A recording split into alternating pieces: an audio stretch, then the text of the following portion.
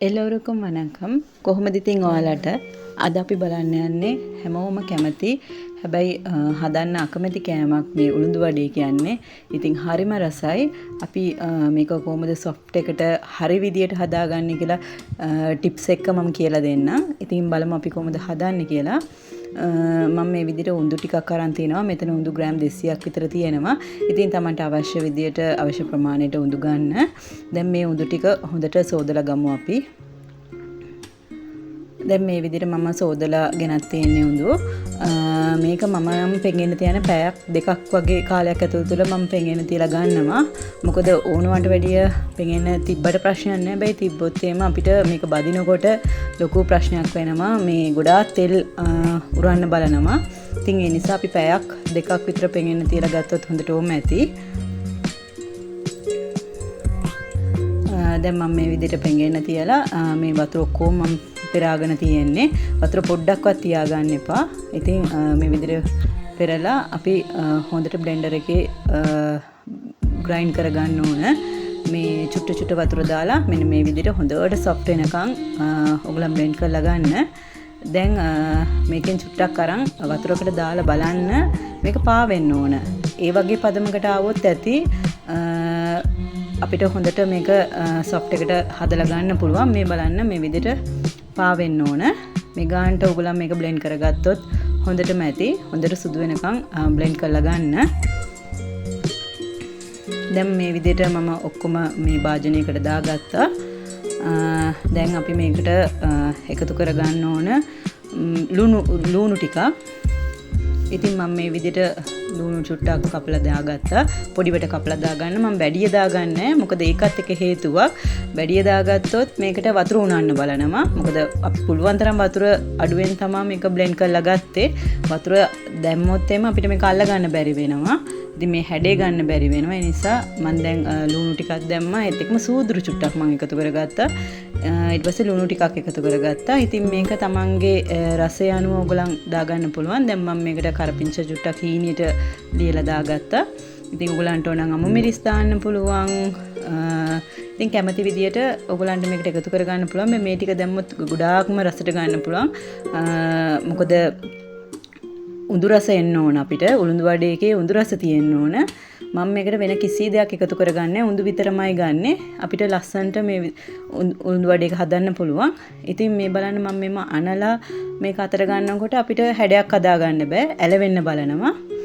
ඉතින් අපි හැඩේ අදන විදිය දැන් බලාගමු. හොඳට අත තෙමා ගන්න ඕන.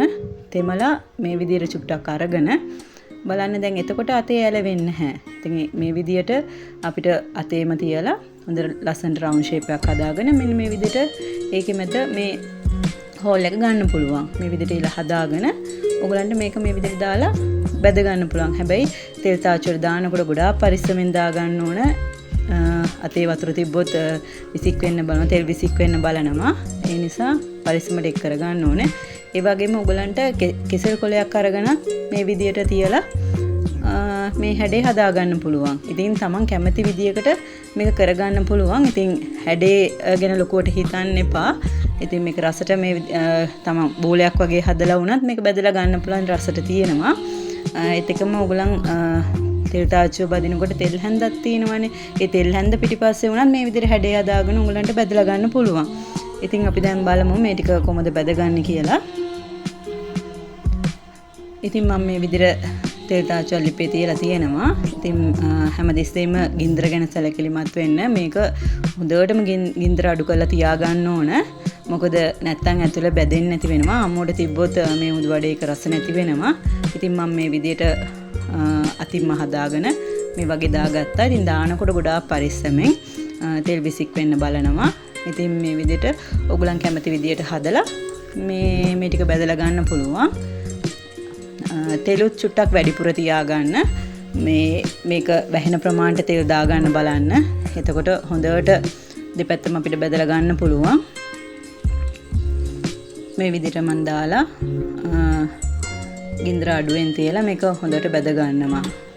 කර වෙන්න දෙන්න එපා. අපි අර ලුණු වැඩිපුර දාගත්තේ නැත්තේ හේතුව එකක් වතුර උනන එකයි. මේ නැත්තම් මේම කළු කෑලි හිටිනවා. එතකොටත් ඒකෙච්චර ලස්සනක් නැහැ. ඒ නිසා පුළුවන් තරම් ලුණු අඩු කරලාම දාගන්න.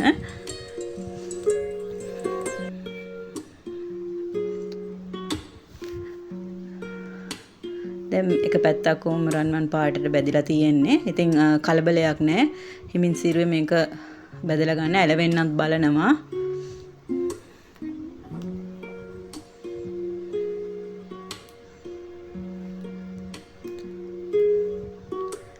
මේක හරිම රසයි. මේ ගොඩක් අමාරු නැහැ. මේ වැඩේ ලස්සනට කරගන්න පුළුවන්. ඉතින් ඔයගොල්ලන් අර වතුර ගැන ගොඩක් සැලකිලිමත් වෙන්න ඕන. බ්ලෙන්ඩර් කරනකොට ගොඩක් වතුර දාගෙන කලබල වෙලා බ්ලෙන්ඩ් කරන්න එපා. පොඩ වතුර ඉහිලා වගේ තමයි ඔයගොල්ලන් බ්ලෙන්ඩ් කරගන්න ඕන. ඉතින් එතන ඔයගොල්ලන් පුළුවන් තරම් වතුර අඩු කරගත්තොත් මේක බදින්න කිසි අමාරුවක් වෙන්නේ නැහැ. හරි ලේසියෙන් බද ගන්න පුළුවන්. හාල් පිටි කිසි දෙයක් එකතු කරගන්න ඕනත් නැහැ. මේක හොඳට ක්‍රිස්පිවට හොඳට සොෆ්ට් එකට රසට එනවා. ඉතින් මේ විදිහට ඔයගොල්ලන් හදලා බලන්න. කිසි ප්‍රශ්නයක් වෙන්නේ නැහැ. මම මේ විදිහට දෙපැත්තම ওই විදිහට ලස්සනට බැදගත්තා. මේ බලන්න හොඳ රන්වන් පාට වෙනකම් මේක බැද ගන්න.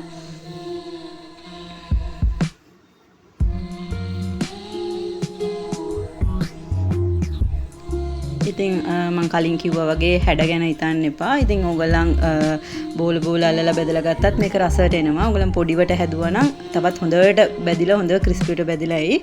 ඉතින් මේ වගේ රස රෙසිපි වලින් අපි ආයිමත් හම්බ වෙමු. ඉතින් මේක හදලා බලලා මට කමෙන්ට් කරන්න. නන්රි වණක්කම්.